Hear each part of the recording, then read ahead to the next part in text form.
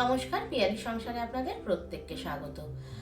আজকে আমি প্রথম পাতে খাওয়ার একটি রেসিপি তৈরি করছি, সেটা হলো পেঁপের শুক্তো।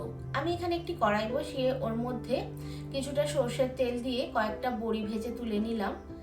সেই তেলেই আমি একটি উচ্ছে কিংবা করলা যাই বলুন না কেন আমি কুচি করে কেটে রেখেছিলাম, সেটাও আমি ভালো করে ভেজে তুলে নিলাম। আমরা দুপুরবেলা খাবারে যাই খাই না কেন প্রথম পাতে কিন্তু একটু তেঁতু খেতে ভালো লাগে। তো পেঁপে শুক্তোটা কিন্তু সত্যি খুব ভালো লাগে। আপনারা যারা এখনো খাননি কেউ অবশ্যই করে দেখবেন, এই রকম ভাবেই খুব ভালো লাগে। তারপর আমি উচ্ছেটা তুলে নিয়ে ওর মধ্যে আরেকটু তেল দিলাম। তারপর আমি মেথি ফোড়ন দিয়েছি।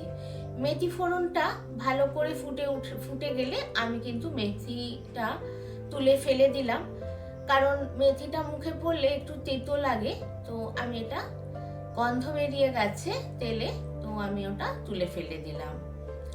তারপর ওই তেলের মধ্যে আমি একটু রাঁধুনি ফোড়ন দিলাম, দিয়ে আমি একটা ছোট সাইজের পেঁপে কুচি করে রেখেছিলাম, একদম ছোট ছোট করে কেটে রেখেছিলাম, দেখুন সেটা দিয়ে দিলাম। তারপর একটু লবণ দিলাম পরিমাণ মতো, দিয়ে আমি ঢেকে দিলাম।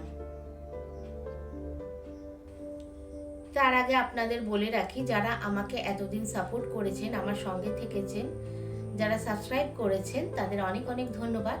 আর যারা এখনো আমাকে সাবস্ক্রাইব করেননি তাদের সাবস্ক্রাইব করে দেওয়ার অনুরোধ রাখলাম। আপনাদের লাইক, শেয়ার, কমেন্টস আমার চ্যানেলটিকে অনেকটা এগিয়ে নিয়ে যেতে সাহায্য করবে। আর পাশে থাকা বেল আইকনটি অবশ্যই প্রেস করে দেবেন, তাহলে আমার যে কোনো ভিডিও আপনাদের নোটিফিকেশনে সর্বপ্রথম পৌঁছে যাবে। এদিকে আমি ঢাকা খুলে ওর মধ্যে দুটো তেজপাতা দিলাম আর একটু জল দিয়ে আবার ঢেকে দিলাম। কিছুক্ষণ পর পেঁপেটা সেদ্ধ হয়ে গেলে আমি ঢাকা খুলে উচ্ছে আর বড়িটা দিয়ে দিলাম, সঙ্গে একটু আদা বাটা দিলাম। তারপর পরিমাণ মতো মিষ্টি দিয়ে আমি ঢেকে দিলাম। এই রান্নাটা করতে খুব অল্প সময় লাগে, কিন্তু খুব ভালো লাগে খেতে। আপনারা অবশ্যই এটা বাড়িতে একবার চেষ্টা করে দেখবেন, আপনাদেরও খুব ভালো লাগবে। এদিকে আমি একটি তড়কা প্যান বসিয়ে ওর মধ্যে কিছুটা ঘি দিলাম। তারপর আমি একটু সর্ষে শুকনো আমি মিক্সিতে বেটে রেখেছিলাম, সেটা আমি ওই ফোড়নের মধ্যে দিয়ে দিলাম। ঘিটা গরম করে আমি গ্যাসটা অফ করে দিলাম।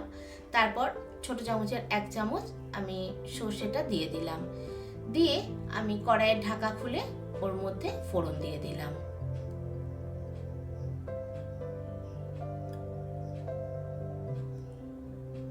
তারপর ভালো করে মিশিয়ে নিলাম।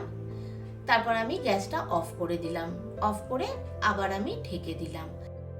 আমার রান্না আপনাদের কেমন লাগছে অবশ্যই জানাবেন। আজকের মতো এলাম, দেখা হচ্ছে আমার আরেকটি নতুন ভিডিওতে। আপনারা সবাই খুব ভালো থাকবেন।